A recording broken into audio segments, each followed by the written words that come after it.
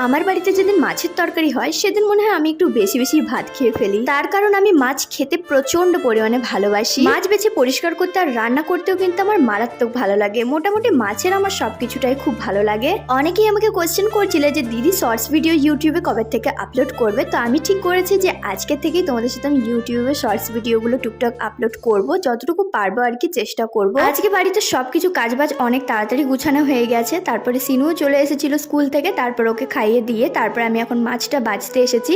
ভাত তরকারি এমনি সবই হয়ে গেছিলো, খালি মাছটা বেছে মাছের তরকারিটা করলেই আমার আজকে সবকিছু রান্নাবান্না কমপ্লিট। আর আমি এখন মাছ বাছছি আর ক্যামেরার ব্যাক সাইডে রয়েছে পাগলি দিদি, ওর সাথে গল্প করছি। সাথে পুচকিটাও এসে দেখতেই পেলে কিভাবে আমার গলার ওপরে ধরে দুলতে আরম্ভ করে দিয়েছিল। আর আজকের মাছটার নাম চিনি চম্পা। আর এই মাছটা খেতে কারা কারা ভালোবাসো তোমরা প্লিজ কমেন্ট করে জানিও। আমার কিন্তু সমুদ্রের মাছ খেতে প্রচন্ড পরিমাণে ভালো লাগে। ভিডিওটা কেমন লাগলো কমেন্ট করে জানিও। Bye bye guys.